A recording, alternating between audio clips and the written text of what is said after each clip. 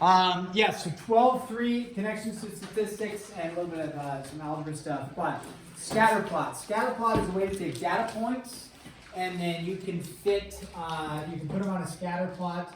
Have you guys seen when you go to draw a graph? I mean, typically we have like an XY plane like this. But sometimes we may see something like this. Have you seen where there's like a little, not a bracket, but some squiggly lines there? And what that represents is there's a bunch of points before this, we're just not including them. So you may start at, 40 and then 42, whatever, and then this may start up all the way up to 100. So that's a way to like make a note, hey, there's a bunch of points and now I'm starting way up there, like that. So depending on what your data is, you may be graphing really large points, and so you can just go like that, make them squiggles, and then represent what the points are going forward from there. The example the book uses is this in page 586. It talks about the chirps per minute and the temperature of crickets. So the temperature and then the chirps per minute. So as there's a higher temperature, the lower the temperature, one might guess, the lower the temperature, the less chirps there are with crickets. The higher the temperature, the more chirps there are. So what they do is they do these studies. It doesn't have to just be for crickets and chirps and temperatures.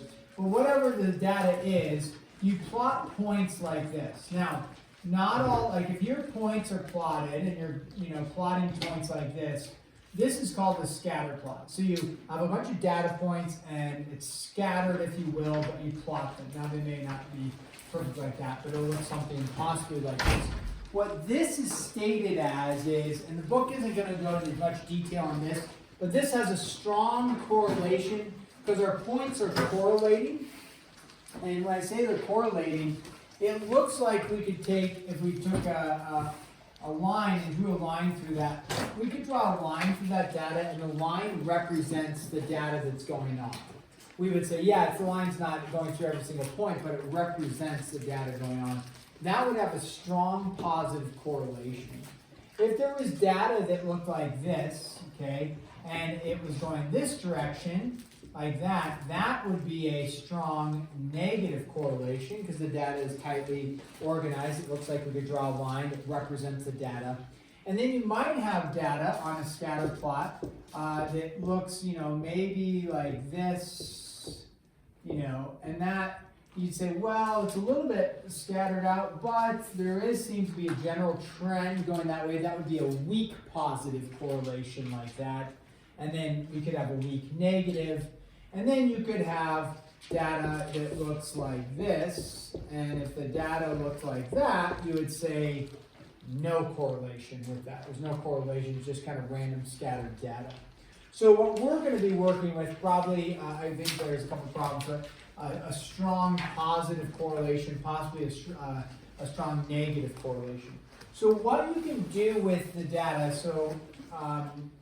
is if there's a correlation like what we're looking at, there are a bunch of formulas you can plug into. You can plug into a computer system or graphing calculator, and it'll give you this information. But what we're going to do is we're just going to take a look at, okay, draw a scatter plot, and then what we're going to do is find the equation of a line, and it's called the line of best fit.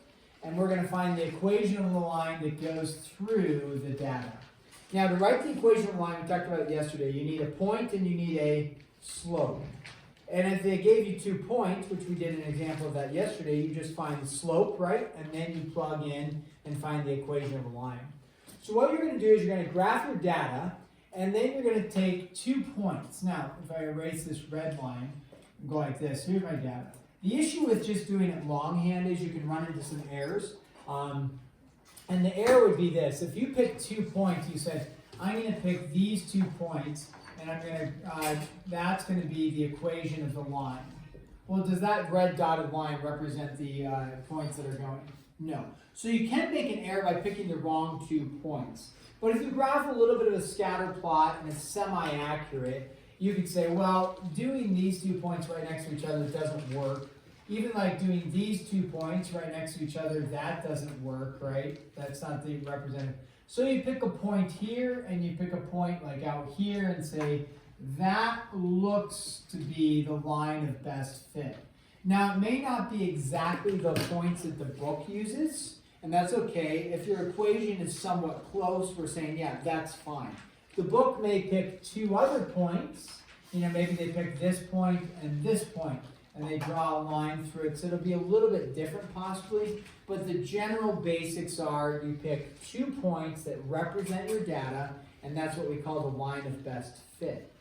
In Algebra 2, we have an equation for it. We plug it into a computer system, and that it's a very a way to do it with an equation that you find the average of all your x points, average of all your y points, and you do this average of all the x's and y's multiplied, and there's this whole formula, and it actually finds the best line that represents your data.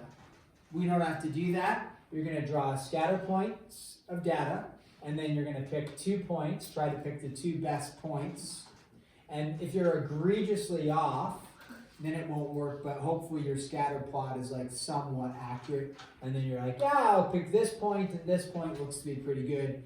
And then you write the equation of the line with 2 points, which we did yesterday. So I'm not going to review doing that process. Okay, so scatter plot, correlation we just briefly talked about, and then finding the line of best fit. You take 2 points and write the equation of the line from that. So that's the basics of a scatter plot. There's something else that we want to discuss, and that is the discussion on collinear. How do we know things are collinear? If they're on the same what? Line, right? Collinear means same line. So if you want to show that something's collinear, determine whether the 3 points listed are collinear. So if you have a problem like this, are these points collinear?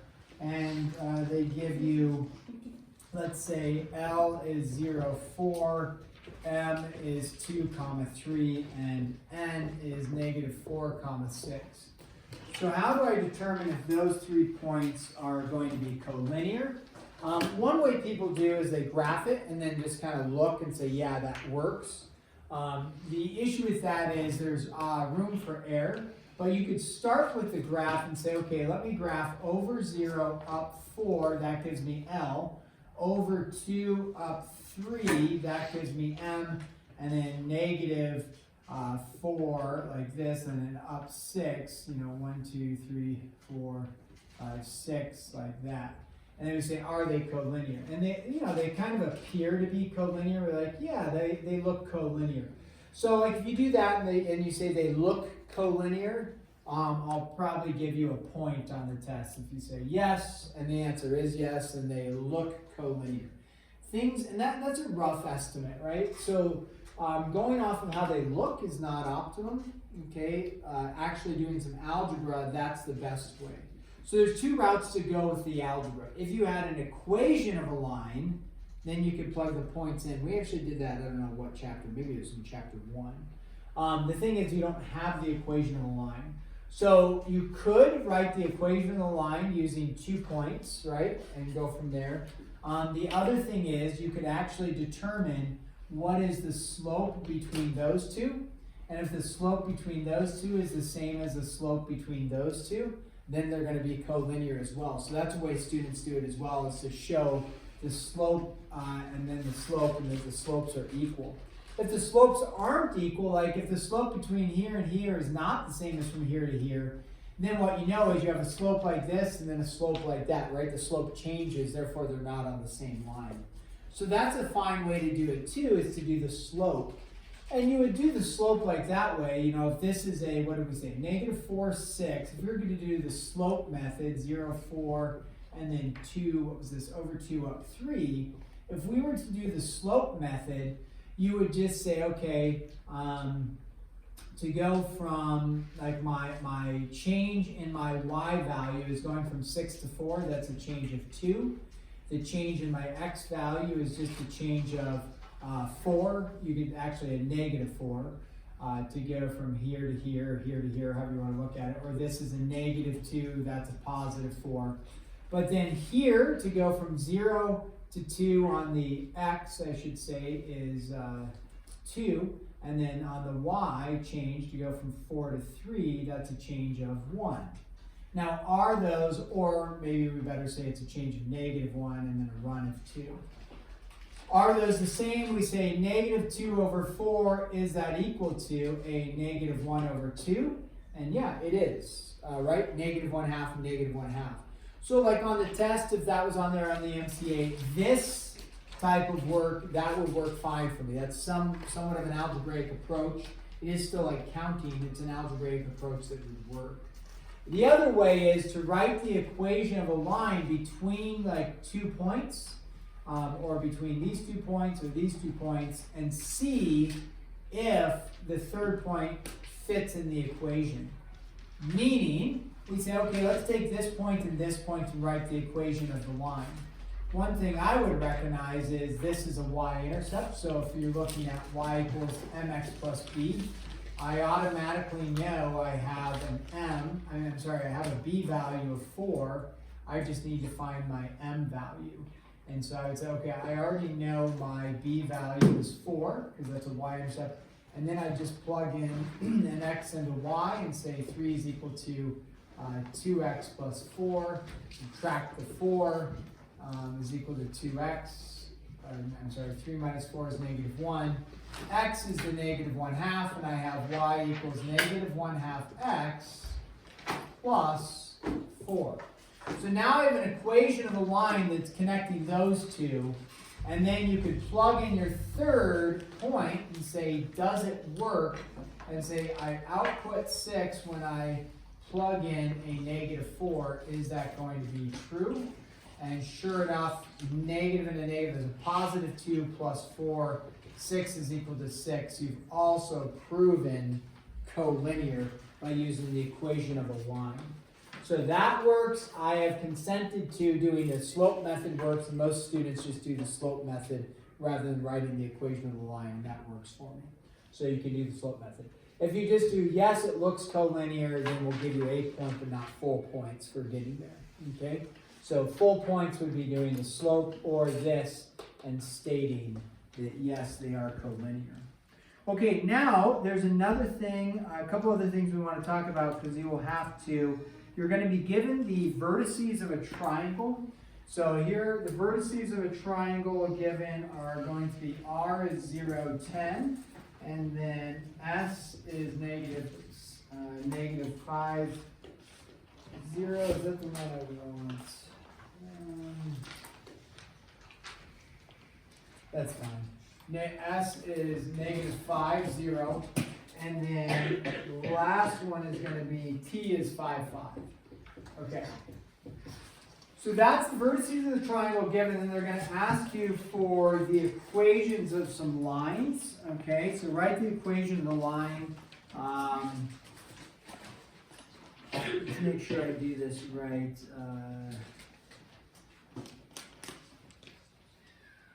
Okay, let's do this. The median, let's do this. The median of, well, we can do all three. Medians of RST, triangle RST. Okay. So if I want to find the medians of triangle RST, how many medians are there in a triangle? Okay, 3 medians in a triangle. So if we were to draw this triangle, we'd say, okay, I have over 0, up 10, there's R. -5, 0, right there, that's going to be S, and then T is 5, 5, over 5, up 5, something like that. So there's T. So here is the, there is the, make sure I did this correct, over 0, up 10, -5, 0, and then 5, 5. Okay. So then they state they want, what are the medians of RST? So to find the medians, the equations, the medians of RST, I'm sorry, I should say the median equations the lines, the median equations of RST. So to find the medians, how do we find the medians? Well, the medians always come from, this is a little bit of review, they always come from a vertex, right? And then they go to the middle of the other side. So we want to find, let's start with this, we want to find the equation of that line. Well, what do you need to write the equation of the line? You need a point and you need a slope. What we have here is, we have 1 point of negative 5, 0. But we don't have a slope and we don't have another point. But we can easily find the other point, right there. How do I find this point right here? If it's a median, it's in the middle, right? And so if it's in the middle, then we just need to do the midpoint of RT. That should ring a bell, finding the midpoint of RT. And so you would take RT, and if you recall the midpoint formula, 0 plus 5 over 2, and then 10 plus 5 over 2. If you've forgotten that, that's okay. We're giving it to you again here. So it would be over 2.5 up 7.5. Decimals are fine. We can work with them. So now what I have is I have 1 point here, and then I just found this is 2.5 and 7.5 right there. So now I have 2 points, and I can write the equation of a line. If writing the equation of a line is confusing to you, you got to review yesterday, right? And we take our 2 points here and here, and we find the slope, and then you plug into point slope form, or you plug into the y equals mx plus b form. In interest of time, I'm not going to go through and find that equation of the line, because you should be able to go and review. I have a point here and a point here. How do I find the equation of that line? Okay, so review that. If you don't know it, then come back to, we can help you. Wanted to just show how do you find a median. Now, there's other medians, right? The other median comes from R and comes down to here. So you'd find the midpoint there, and the other one would come from here, right? And then you find the midpoint right there. So that would take, it's a little bit of work to find those three equations, okay? But you would find those three. So that would be how you do medians. What happens then if they ask, make sure I throw this up there, the altitudes. Oh boy, so the altitudes, the key with an altitude, altitude equations, okay, for this triangle. Let's go ahead and draw the triangle again. Here, here, and here, right? So when we go to do the altitudes, there are 3 altitudes for a triangle as well. And we know that the altitudes come from here. Oh, there's 3 of them, right? It would come from here, and then it goes over to here. It may not intersect in the middle. That's not the point. The point is the altitude intersects at what kind of angle measure? A 90-degree angle. So what we know then is that this line right here is going to be perpendicular to this line. So what I have here is negative 5, 0. So I have a point. Again, check, I've got a point. I'm missing a slope. With the median, what I did is I found the midpoint, and then I would do I could go from there. I have 2 points. Here, I don't know if it's going to be in the middle, so we're not doing midpoint. Okay? But we do know it intersects at a 90. Therefore, it's perpendicular. Therefore, what we know is that the slope of the red is opposite reciprocal of the green. So with the green line right here, this is 0, 10, right? That was 0, 10. This is 5, 5. If I find the slope of the green line, right? So that's going to be 10 minus 5 over 0 minus 5. So it's going to be 5 over negative 5. So the slope is a negative 1. Then the slope I want to use for my red line is going to be opposite and then reciprocal. So the opposite of negative 1 is 1. Reciprocal of 1 is 1. So the slope I want to use is 1. And then the point I'm going to use is negative 5, 0.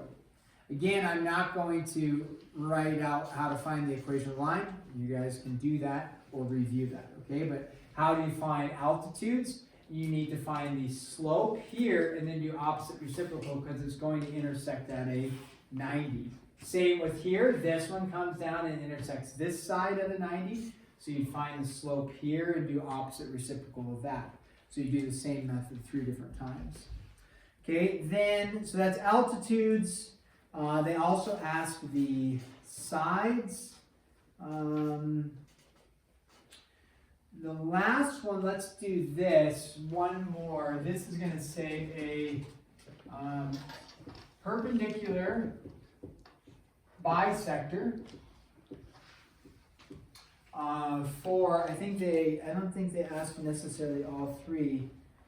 Perpendicular bisector of, well, let's go with RS. Okay, so perpendicular bisector of RS. So now we'll draw the picture one more time, like this, here, here, here, and this was R, this is S, and like that. Okay, so if you want to write the equation of the line that is the perpendicular bisector of RS, that means it's going to go through RS. Bisector means it's going to cut it in half. Right, so that's the bisector part. Perpendicular means it just cuts it at what kind of angle? A 90. Now it could possibly go through a vertex. Based off of our picture, it doesn't look like it's going to go through a vertex, right? So these other ones, they were coming from a vertex, so we had a point instantly, then we had to figure out something else, right? Had a point that we knew it was going through, then we had to figure out, the slope and stuff. Here, we know it's going through a point, we just don't know the point. And then we know it's perpendicular, but we don't know the slope. So what we need to figure out is, we need to figure out what this point is. And since it's a bisector, you do the midpoint. So you would do the midpoint of RS, all right? Midpoint of RS, which would be, you just take your coordinates of, 0, 10, and negative 5, 0. So 0 plus a negative 5 over 2, comma, and then 10 and 0, 10 plus 0 over 2. So your midpoint would be a negative 2.5, comma 5. So now you have a point, and then you need a slope. Well, the slope of this, since it's perpendicular, is going to be opposite reciprocal of RS. So you find the slope of RS, which is y2 minus y1, so 10 minus 0 over 0 minus a negative 5, and you end up with the slope is 2, right? 10 over positive 5, so it's 2. So this is the slope, maybe I should have done it in green, sorry, but that is, this slope right here is 2. The slope you want to use is going to be since it's perpendicular, the opposite and then the reciprocal. So the slope you want to use is negative 1/2. The point you want to use is the midpoint, and then that gives you perpendicular and bisector for that. And then you would go and find the slope of a line, or I'm sorry, the equation of a line that way. Okay? So I think that gives you, we talked about altitudes, perpendicular bisectors, we talked about medians right there, and I think, and then you find, the only thing I didn't mention is finding the equations of the sides, but that's just with the 2 points. You can just find the equation of the sides with 2 points. You don't have to do any midpoints. If you just said find the equation of the side, well, it's from like R to T, and then you would find the slope from there. Okay? So let's pause there, give you 18 minutes, it looks like, to crank away on this. What do we have here? Make sure we have 5 through 20 all. And, okay. Leave it as such. Okay. We will grade 12, remember 12.2, we will grade tomorrow. And 12.1, yes, and C and algebra review. I'd like to grade 12.3, but too many. Well, it's not too many because you've had time to work up to this. And so 12.4 is we already graded 12.1, didn't we? No. We didn't even grade 12.1? Oh my. 12.4 is story problems. Phew. So let's give it 12.5. Vectors. Yeah, I could push 12.3 until Thursday with the on the mid-chapter assessment. You know, so if you want to procrastinate on that, that's fine. So, yeah. Remember when you go home tonight and you're working on 4 or 5 assignments, whose fault is that? Yours, right? Make sure to explain that to your parents. Mom, Dad, this is on me. I am not just a procrastinator, I am a pro at it. Yes. Yes. All right, utilize the time.